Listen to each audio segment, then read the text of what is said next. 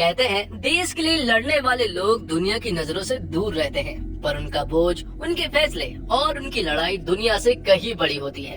असली हीरो वो नहीं होते जो पर्दे पर दिखते हैं, बल्कि वो होते हैं जिनकी जीत और जिनकी मौत दोनों गुप्त रहती है। आज की कहानी ऐसे ही एक शैडो वॉरियर की है, एक ऐसे धुरंधर की है जो अपने नाम से नहीं अपने काम से जाना जाता है। जब साजिशें गहरी हो, जब दुश्मन अपनी शक्ल बदल ले, जब भरोसा सबसे बड़ा हथियार भी हो और सबसे बड़ा खतरा भी, तब एक ही मिशन बाकी रहता है, देश को बचाना हर कीमत पर। तो दोस्तों, शुरू होने जा रही है एक ऐसी कहानी जिसमें लॉयल्टी की परीक्षा होगी, सैक्रिफाइस की हदें टूटेगी और इंसानी जज्बात जंग के शोर में कहीं खो जाएंगे। ये है धुरंधर की दुनिया, जहाँ जीत भी खामोशी से मिलती है और हार भी। तो वीडियो स्टार्ट करते हैं, लेकिन उससे पहले चैनल को सब्सक्राइब करके नोटिफिकेशन बेल को ऑल पर कर दीजिए, ताकि मूवीज और वेब सीरीज का लेटेस्ट एक्सप्लेनेशन सबसे पहले आप तक पहुंच सके। तो फिल्म की शुरुआत होती है कांधार हाईजैक से, जहां पर कुछ आतंकियों ने हमारे इंडिया के प्लेन को कांधार में हाईजैक कर लिया था। तभी हम देखते हैं अजय सान्याल को, जो कि उन टेररिस्ट से नेगोशिएट करने के लिए जाते हैं। जब उन आतंकियों से नेगोशिएट किया गया तो उन्होंने अपनी कुछ मांग रखी, जैसे कि कुछ 3 आतंकियों को उन्हें जेल से रिहा करवाना था और तो और उन्हें ढेर सारे पैसे भी चाहिए थे, जिसके लिए इंडियन गवर्नमेंट जो है वो मान जाती है। लेकिन ये देखकर अजय सान्याल को बिल्कुल भी अच्छा नहीं लगा। कई सारे लोगों का मानना तो ये था कि कमांडो को भिजवाकर उन पर अटैक करवा देना चाहिए था, लेकिन उस प्लेन में 160 पैसेंजर थे जिनकी जान पर खतरा हो सकता था, इसलिए ऐसे कोई भी कदम नहीं उठाए गए। लेकिन इन लोगों से निपटने के लिए अजय ने एक बहुत ही अच्छा प्लान बनाया है। उस प्लान का नाम अजय ने धुरंधर रखा है। धुरंधर एक ऐसा प्रोजेक्ट है जो कि बहुत ही लंबे सालों तक चल सकता है, लेकिन इससे फायदा ये होगा कि पाकिस्तान से जो भी गतिविधि होगी, जो भी एक्टिविटी होगी, उन सारी गतिविधियों के बारे में हमें पहले पता चल जाएगा और फिर आगे से हमारे इंडिया पर कोई भी अटैक नहीं हो पाएंगे। लेकिन गवर्नमेंट ने इसे रिजेक्ट कर दिया। ये देखकर अजय को बिल्कुल भी अच्छा नहीं लगा, क्योंकि ये उनका ड्रीम प्रोजेक्ट था। जिसके बाद सीन शिफ्ट होता है 2001 की तरफ, जहां हम देखते हैं कि 2001 में पार्लियामेंट में एक बहुत बड़ा अटैक होता है,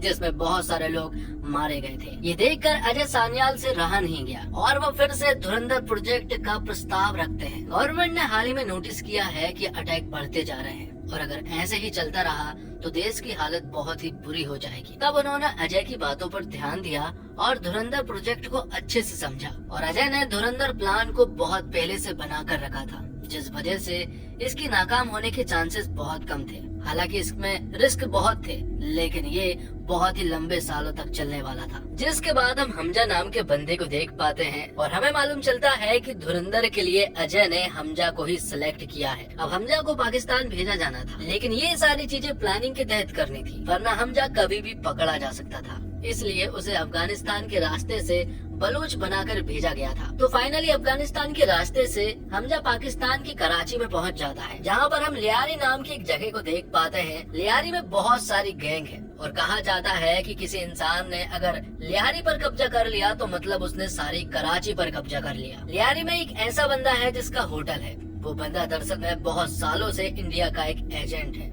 और हमारा हीरो मतलब कि हमजा जो है वो उसी बंदे से मिलने के लिए पहुंच जाता है। हमजा उस होटल के मालिक मतलब कि उस्मान से मिलता है, जो कि इंडिया का एजेंट है, और उस्मान भाई यहाँ हमजा को 1 साल के लिए अपने होटल पर काम पर लगा देते हैं। उस्मान भाई यहाँ पर उसे सारी चीजें बताते रहते थे। वो बताते हैं कि जब उसे पहला ऑपरेशन मिला था वो उसे 6 सालों के बाद मिला था। तब तक उन्होंने 6 सालों तक चाय बेची थी। अब उस्मान भाई हमजा को लियारी की गैंग के बारे में बताते हैं। वो बताते हैं कि लियारी में गैंग जो है वो कौम के नाम पर बटी है। तू बलूच है, इसलिए तू रहमान डकैत की गैंग में शामिल हो सकता है, क्योंकि रहमान डकैत का नाम रहमान बलोच है। लियारी में एक गैंग और है जिसे बाबू डकैत और अरशद पप्पू चलाते हैं। लेकिन हमजा को समझ नहीं आ रहा था कि आखिरकार रहमान डकैत और बाबू डकैत दोनों के पीछे डकैत आता है तो दोनों साथ क्यों नहीं है। तो उस्मान भाई बताते हैं कि बात कुछ ऐसी है कि लोगों का मानना है कि बाबू डकैत की रहमान डकैत जो है वो नाजायज औलाद है, और जब ये बात रहमान डकैत को मालूम चली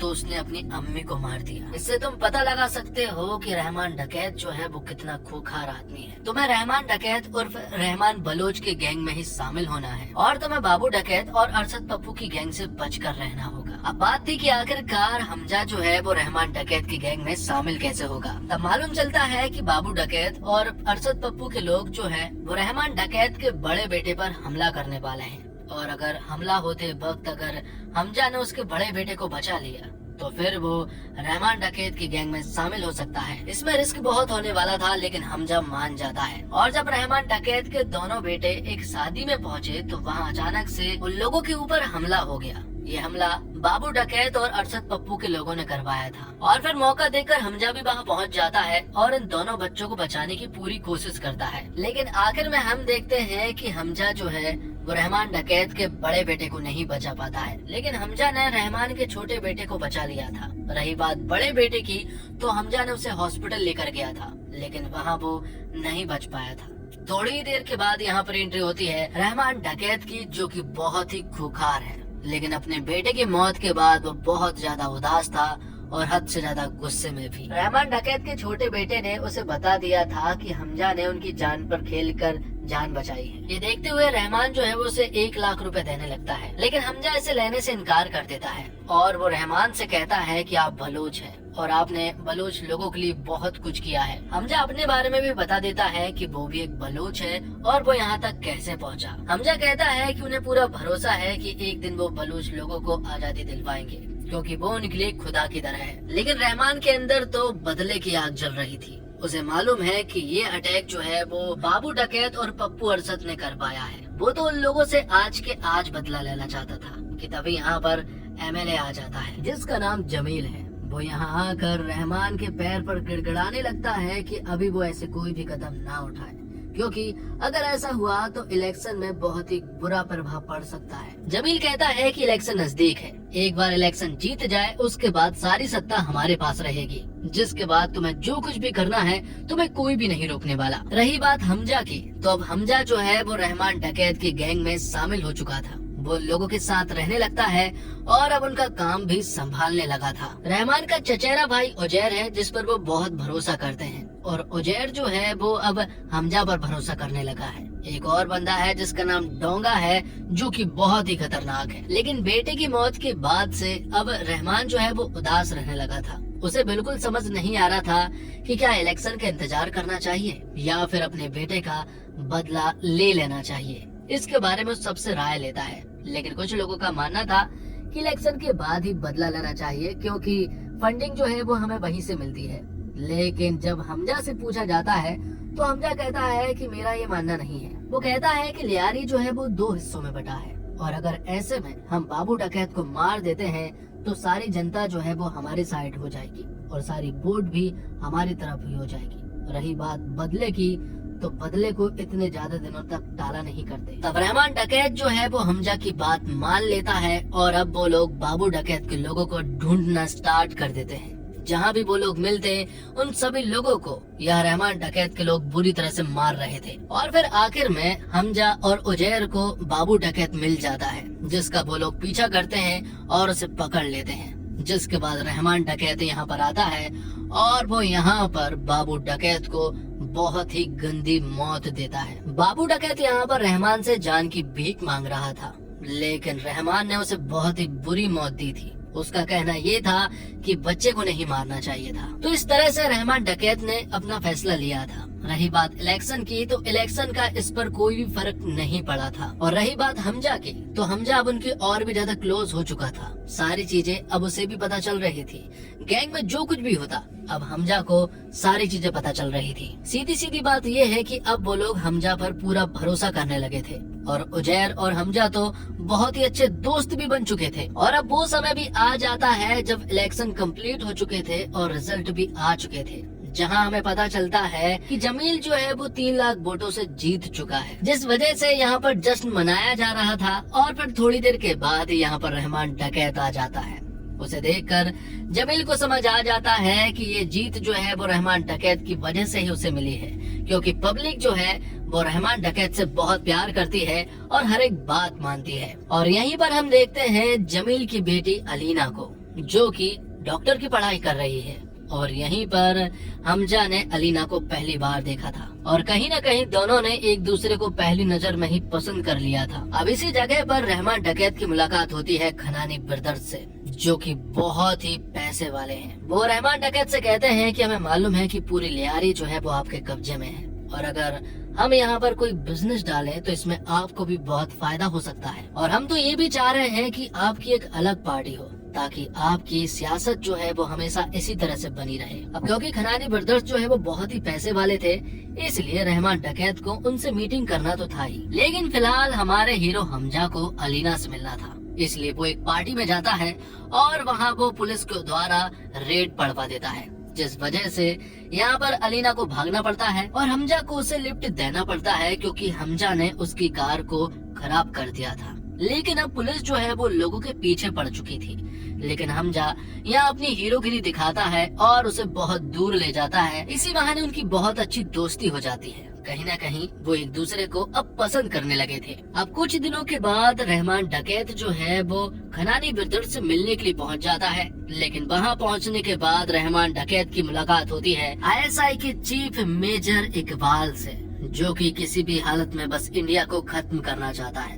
वो यहाँ पर एक बहुत बड़ी डील लेकर आया था। मेजर इकबाल बताता है कि उसे बहुत सारे हथियार की जरूरत है, बदले में उसे मनचाहा पैसा मिलेगा, लेकिन उन हथियारों पर अमेरिकी या फिर रूसी साइन होने चाहिए, ताकि कोई प्रॉब्लम हो तो पाकिस्तान के लोग जो है वो प्रॉब्लम में ना आए। मेजर इकबाल को बहुत अच्छे से मालूम है कि ये काम सिर्फ रहमान डकैत नहीं कर सकता, क्योंकि उसे मालूम है कि रहमान डकैत की गैंग जो है वो नकली हथियार बनाती है। असली हथियार तो उन्हें बलूच लोगों से मिलने वाले थे। लेकिन ये डील अकेला यहाँ मेजर इकबाल उन लोगों से इसलिए नहीं कर सकता, क्योंकि बलूच और आईएसआई के बीच में बिल्कुल भी नहीं बनती है। आए दिन उनके बीच में मुठभेड़ होती रहती है और उनके आपसी लोग जो है वो मारे जाते हैं। इसलिए मेजर इकबाल चाहता है कि रहमान डकैत जो है वो बलूच लोगों से डील करे, क्योंकि अगर रहमान डकैत ने उन लोगों से हथियारों की मांग की तो वो लोग अपना दिल भी सामने लाकर रख देंगे। लेकिन रहमान डकैत बिल्कुल नहीं चाहता है कि वो अपने लोगों को धोखा दे, क्योंकि रहमान डकैत भी बलूच है। लेकिन यहाँ रहमान डकैत को एक लालच आ जाता है, अगर उसे कराची पर राज करना है तो अपने लोगों को धोखा तो देना ही पड़ेगा। दूसरी तरफ एमएलए जमील के पास एक खबर पहुंच जाती है कि रहमान डकैत जो है वो अपनी नई पार्टी अनाउंस करने वाला है, और अगर ऐसा होता है तो जमील के हाथों से सत्ता छिन सकती है और उसके पास कोई पावर भी नहीं बचेगी। इसलिए जमील को कुछ न कुछ तो करना ही था। वो सोच लेता है कि अगर किसी राक्षस को मारना है तो हमें एक दानव लेकर आना पड़ेगा। उस दानव का नाम था एसपी चौधरी असलम, जो कि 7 सालों से सस्पेंडेड है। सस्पेंड भी 7 साल पहले एमएलए जमील ने ही कराया था और अब रिज्वाइन भी जमील ही करवा रहा है। रही बात एसपी चौधरी असलम की, तो वो बहुत ही ज्यादा क्रूर है और बहुत ही घातक और खतरनाक है। वो किसी से भी नहीं डरता है। दूसरी तरफ हम देखते हैं रहमान डकैत को, जो कि बलूचिस्तान पहुंच जाता है श्रीनी से मिलने के लिए, क्योंकि वो वहां हथियार की डील करने वाला था। वो लोगों से मिलता है तो वहां पर रहमान डकैत का वो लोग बहुत ही अच्छे से स्वागत करते हैं, और जब रहमान डकैत उनसे हथियारों की मांग करता है तो वो लोग खुशी खुशी हथियार देने को राजी हो जाते हैं। ये सारे हथियार जो है वो उन्हें जुम्मा के आसपास देने वाले थे, और मेजर इकबाल के लोग जो है वो इंडिया में 3 अक्टूबर के आसपास अटैक करने वाले थे। तो एसपी चौधरी असलम अब जमील के पास आता है। वो उससे कहता है कि आपने जो काम मुझे सौंपा है वो काम मैं नहीं कर सकता, क्योंकि आपने मुझे काम सौंपा है कि पूरे लिहारी को साफ करना है और बिल्कुल क्लीन बनाना है। लेकिन ये तो पॉसिबल ही नहीं है, क्योंकि लिहारी की जितनी भी पुलिस वाले जो है ना वो रहमान डकैत के कब्जे में है। रहमान डकैत ने अगर उनसे कहा कि जान दे दो तो वो बिना सोचे समझे जान दे देंगे। तो अगर रहमान डकैत ने उनसे कहा कि मेरी जान ले लो तो ये उनके लिए कितना आसान होगा। इसलिए अगर मैं लिहारी में गया तो मुझे लिहारी का एक अलग टास्क फोर्स चाहिए, जिसके बारे में किसी को भी कोई खबर नहीं होगी, उसका मुख्यालय के बारे में भी किसी को खबर नहीं होगी। मुझे किसी को भी बताने की कोई जरूरत नहीं होगी कि मैं क्या कर रहा हूँ, यहाँ तक कि आपको भी नहीं। और अगर ऐसा होता है तो वो पूरे लिहारी को साफ करेगा, जिसके लिए एमएलए जमील मान जाता है। दूसरी तरफ हम देखते हैं कि अजय सान्याल के पास सारी खबर पहुंच रही थी, और हाल ही में एक बहुत बड़ी खबर जो है वो उनके पास पहुंची है।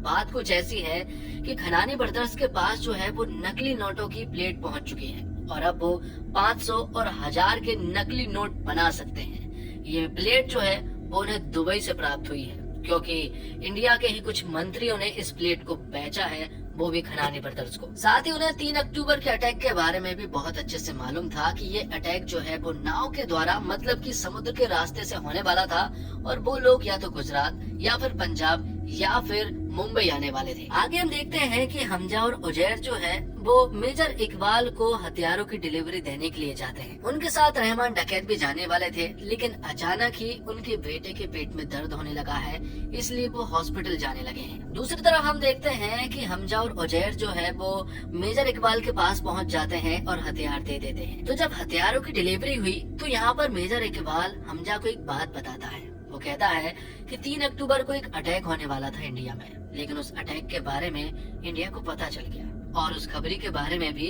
अब हमें मालूम चल गया है, जिस वजह से अब यहाँ पर मेजर इकबाल उसे बहुत ही तड़पा कर मारता है। ये सारी चीजें हमजा साहब देख रहा था, पर वो यहाँ कुछ नहीं कर पा रहा था। दूसरी तरफ हम देखते हैं रहमान डकैत को, जो कि अपने बेटे को हॉस्पिटल लेकर जा रहा था अपनी बीवी के साथ, लेकिन तभी बीच रास्ते में रहमान डकैत के ऊपर हमला हो जाता है। और ये हमला किसी और ने नहीं बल्कि एसपी चौधरी असलम ने किया था, क्योंकि वो तो ताक में ही बैठा था कि कब रहमान डकैत अकेला होगा और कब वो उस पर हमला करेंगे। एसपी चौधरी असलम के पास ये बहुत ही अच्छा मौका था, इसलिए वो उसके ऊपर अटैक कर देते हैं। सारे लोगों को मारने के बाद अब रहमान डकैत अपने बच्चे और अपनी बीवी के साथ मौजूद था। अगर वो सरेंडर नहीं करता तो उसकी पूरी फैमिली मारी जाती, इसलिए रहमान डकैत को यहाँ पर सरेंडर करना पड़ा। सरेंडर होने के बाद एसपी चौधरी असलम जो है वो उसे बहुत ही बुरी तरह से पीटता है, लेकिन अब ये खबर जो है वो हमजा तक और उजैर तक पहुँच चुकी थी और उन्हें बहुत अच्छे से मालूम है कि एसपी चौधरी असलम जो है वो उसका एनकाउंटर करेगा। तो हमजा को किसी भी हालत में रहमान डकैत को बचाना था। तभी हमजा को मालूम चलता है कि घर के ही किसी आदमी ने रहमान डकैत के बेटे को दवा दी है, जिस वजह से उसके पेट में दर्द हुआ था। दरअसल में उस बंदे ने गद्दारी की है। वो बंदा 40 सालों से उनके लिए काम कर रहा था, लेकिन अब जाकर उसने गद्दारी की है कुछ पैसों के चक्कर में, जिस वजह से हमजा उसे बहुत ही बुरी तरह से पीटता है और उससे सब कुछ उगलवा लेता है। हालांकि उसे कुछ भी नहीं पता था, लेकिन उसे लियारी के टास्क फोर्स के ऑफिस के बारे में मालूम था। तो हमजा और उजैर अपनी पूरी गैंग के साथ वहाँ पहुँच जाते हैं और उनके ऊपर अटैक कर देते हैं। उन सभी लोगों को उन लोगों ने उल्टा टांग दिया था और ये वीडियो जो है वो हमजा ने एसपी चौधरी के पास भेज दी थी। इसे देखते हुए अब एसपी चौधरी को यहाँ उसकी बात माननी पड़ी और अब उन्हें रहमान डकैत को छोड़ना पड़ेगा। हमजा ने एक दूसरी तरकीब भी अपनाई थी, जिसमें अलीना ने चुपचाप से अपने घर पर एक वीडियो रिकॉर्ड किया था, जिस वीडियो में उसके पिता जमील, एसपी चौधरी और अरशद पप्पू जो है वो रहमान डकैत को मारने की बात कर रहे थे। लेकिन इस वीडियो को देखने के बाद भी यहाँ एसपी चौधरी का कुछ नहीं हुआ। लेकिन जब एसपी चौधरी ने अपने टास्क फोर्स के ऑफिसर्स को उल्टा टंगा हुआ अधमरी हालत में देखा, तब एसपी चौधरी माना और उसने रहमान डकैत को छोड़ दिया। रहमान डकैत ऑलमोस्ट मरने ही वाला था, एसपी चौधरी उसे मारने ही वाला था, लेकिन सही टाइम पर रहमान डकैत बच गया, वो भी हमजा की वजह से। तो कुछ दिनों तक सब कुछ नॉर्मल था, लेकिन तभी हमें पता चलता है कि 2009 में 26/11 में ताज होटल पर अटैक हो गया और ये अटैक मेजर इकबाल ने करवाया था। अटैक करवाने के बाद वो सभी लोग एक ही जगह पर इकट्ठे हुए थे और सभी लोग जश्न मना रहे थे, जैसे उन्होंने बहुत ही बड़ा काम किया हो। बलूचिस्तान से जो हथियार उन्होंने लेकर आए थे, उन्हीं हथियारों के द्वारा उन्होंने ताज होटल पर अटैक किया था। ये देखकर हमजा जो है वो पूरी तरह से हैरान रह चुका था, क्योंकि उसे समझ नहीं आ रहा था कि आखिरकार अचानक से ये सब कुछ कैसे हो गया और उसे इन सारी चीजों की खबर कैसे नहीं लगी। हमजा का खून खौल रहा था, उसे बहुत गुस्सा आ रहा था, मन तो कर रहा था कि जैसे वो सभी को मार डाले, लेकिन उस्मान भाई ने उसे समझाया कि हम ऐसा नहीं कर सकते, क्योंकि अगर वो गलती से पकड़ा गया तो इतने सालों की मेहनत जो है वो बेकार चली जाएगी और नया एसेट लाने में बहुत मेहनत लगती है। अब कुछ दिनों के बाद हम देखते हैं कि रहमान डकैत जो है वो अपनी नई पार्टी अनाउंस करते हैं, जो देखकर जमील जो है वो हैरान रह चुका था, क्योंकि वो समझ चुका था कि अब उसका अस्तित्व मिटने वाला है और लियारी पर अब रहमान डकैत जो है वो कानूनी रूप से हुकूमत करेगा। ये देखकर वो डर गया था, क्योंकि अब उसके पास कोई भी पावर नहीं रहेगी। लेकिन हमजा को भी बहुत अच्छे से मालूम है कि अब जमील का किस तरह से यूज लेना है, इसलिए वो अलीना की मदद लेता है और अलीना से कहलवा कर जमील को अपने घर पर बुलवाता है। हमजा जमील से कहता है कि आज तक तुमने जितने लोगों के ऊपर भरोसा किया है वो सारे ऐसे लोग थे कि अगर वो रहमान डकैत को मार भी देते ना, तब भी लियारी पर वो खुद हुकूमत कर सकते थे। तुम्हें ऐसे इंसान पर भरोसा करना होगा जो आपका अपना है। तो अब हमजा जो है वो जमील के साथ हाथ मिला लेता है और अब वो रहमान डकैत को सिर्फ बर्बाद करने वाले थे। लेकिन उससे पहले अलीना और हमजा की शादी कराई जाती है, क्योंकि वो दोनों साथ में तो रहते थे पर उन दोनों की शादी नहीं हुई थी। इसलिए उनकी शादी जो है वो बहुत ही धूमधाम से की जाती है और इस शादी में सभी लोग आए हुए थे, मतलब कि रहमान डकैत, हनानी ब्रदर्स और तो और ISI के चीफ मेजर इकबाल भी आया हुआ था। वो यहीं पर रहकर आगे की प्लानिंग करने लगते हैं। वो सभी लोग नशे में धुत थे, इसलिए यहाँ पर हमजा जो है वो उनके पास आ जाता है और अब मेजर इकबाल कहता है कि अगला टारगेट जो है वो जल्द करने वाले हैं, जो कि 15 अगस्त के आसपास का रहेगा और उन्हें हथियार भी जल्द से जल्द चाहिए होंगे, जिसके लिए रहमान डकैत ने भी हाँ बोल दी थी। पर सभी नशे में धुत थे, इसलिए यहाँ पर हमजा ने 9 अगस्त की डेट को फाइनल किया था, जिसमें वो हथियारों को लेकर आने वाला था बलूच से। और अब वो दिन भी आ जाता है जब 9 अगस्त थी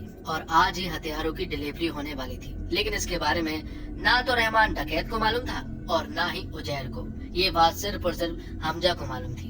हमजा ने जब ये बात उजैर को बताई तो उजैर तुरंत ही उन हथियारों को लेने के लिए पहुंच गया बलूच। दूसरी तरफ रहमान डकैत जो है वो वाटर सप्लाई पाइपलाइन प्रोजेक्ट का उद्घाटन करते हैं, लेकिन अब उनके साथ सिर्फ और सिर्फ हमजा और कुछ और लोग शामिल थे। तो अब वो लोग उस जगह से वापस आने लगते हैं और रहमान डकैत के साथ 2 लोगों के साथ हमजा था। हमजा कार चला रहा था और तभी हम देखते हैं कि SP चौधरी, हमजा और जमील ने मिलकर एक प्लान बनाया है कि वो लोग रहमान डकैत को सुनसान जगह पर लेकर आएंगे और उसे जान से मारेंगे। ये सारी प्लानिंग जो है वो हमजा ने की थी, लेकिन रहमान डकैत को उस जगह पर कैसे लेकर जाए ये प्रॉब्लम हमजा की थी। तो अब रहमान डकैत और 2 लोगों की नींद लग जाती है तो हमजा तुरंत ही उस जंगल वाले रास्ते से उन्हें ले जाने लगता है। दूसरी तरफ SP चौधरी जो है वो पूरी तैयारी में था कि जैसे ही ये लोग आएंगे वो लोग इन लोगों को बुरी तरह से मार देंगे। लेकिन तभी रहमान डकैत को शक हो जाता है कि हमजा जो है वो उन्हें गलत रास्ते से ले जा रहा है और रोकने पर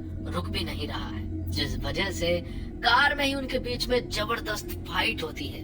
और अब हमजा को ऐसा लगने लगा था कि शायद वो दूर नहीं जा सकते, इसलिए वो बीच रास्ते में ही कार का एक्सीडेंट करवा देते हैं। एक्सीडेंट के बाद हमजा तुरंत ही कार से निकलकर भागने लगता है और फिर मौका देखकर यहाँ पर चौधरी असलम अपनी पूरी टीम को लेकर आ जाता है। गोलीबारी हो रही थी, लेकिन सही मौका देखकर यहाँ से रहमान डकैत भी भाग निकलता है। हमजा के पीछे रहमान डकैत का एक आदमी था, वो हमजा से फाइट करता है, लेकिन हमजा उसे बहुत ही बुरी तरह से मार देता है। रही बात रहमान डकैत की, तो रहमान डकैत के पीछे SP चौधरी था और उनके बीच में भी खतरनाक फाइट होती है। लेकिन तभी सही समय पर यहाँ पर हमजा आ जाता है, वरना SP चौधरी तो आज मरने वाले थे। हमजा यहाँ सही समय पर आकर रहमान डकैत को बहुत ही बुरी तरह से मारता है, जिसके बाद SP चौधरी असलम जो है वो रहमान डकैत के गले की साइड में गोली मारता है, जिससे कि उसका बहुत ज्यादा खून बहने लगता है। हालांकि वो मरा नहीं था, क्योंकि यही उनकी प्लानिंग थी। रहमान डकैत को उन्हें मरने नहीं देना था, उन्हें सही सलामत हॉस्पिटल लेकर जाना था। ऐसी हालत में कि हॉस्पिटल ले जाते ही रहमान डकैत जो है वो मारा जाए। तो बिल्कुल प्लानिंग के तहत हुआ। रहमान डकैत को हमजा ने उठाया और अधमरी हालत में हॉस्पिटल ले गया एक ऑटो से, और फिर हॉस्पिटल पहुंचने के बाद रहमान डकैत ने हॉस्पिटल में ही दम तोड़ दिया। वहां उजैर पहुंचा, जिसे बहुत ज्यादा दुख हुआ और ऑटो वाले ने गवाही दी कि हमजा ने उन्हें बचाने की काफी कोशिश की, लेकिन वो नहीं बच पाए। तो इस तरह से हमजा के ऊपर बिल्कुल भी शक नहीं हुआ। जिसके बाद सीन शिफ्ट होता है 2002 की तरफ, जहां हम देखते हैं अजय सान्याल को। 2002 के आसपास ही प्लान धुरंधर जो है वो एक्टिव हुआ था और उन्होंने हमजा को सिलेक्ट किया था और पूरी तरह से रेडी भी किया था। हमजा का असली नाम जो है वो जसकीरत सिंह रंगी है, जो कि मर भी जाए तो अभी कोई फर्क नहीं पड़ेगा, क्योंकि उन्होंने ऐसे ही आदमी को सिलेक्ट किया है। उनकी बैक स्टोरी क्या है ये तो फिलहाल नहीं बताएगी, लेकिन धुरंधर के 2nd चैप्टर के बारे में हमें बता दिया गया कि ये 19 मार्च 2026 को रिलीज होगी। धुरंधर 2 पूरी तरह से बनकर रेडी है। इसके कुछ विजुअल्स भी हमें थिएटर में दिखाई दिए थे। अगर ये फिल्म बॉक्स ऑफिस पर बहुत ही अच्छा कलेक्शन करती है तो इसे रिलीज किया जाएगा थिएटर में, और अगर अच्छा कलेक्शन नहीं हुआ तो इस फिल्म को OTT पर ही रिलीज किया जाएगा। तो उम्मीद करता हूँ दोस्तों आपको ये वीडियो पसंद आई होगी। वीडियो पसंद आई हो तो वीडियो को लाइक जरूर कीजिएगा और चैनल को भी सब्सक्राइब कीजिएगा, ताकि आपको इसी तरह के लेटेस्ट और फ्रेश कंटेंट मिलते रहे। मिलते हैं और कमाल की वीडियो के साथ, तब तक के लिए आप हमारे चैनल के साथ बने रहिए। धन्यवाद। जय हिंद, जय भारत, जय श्री राम।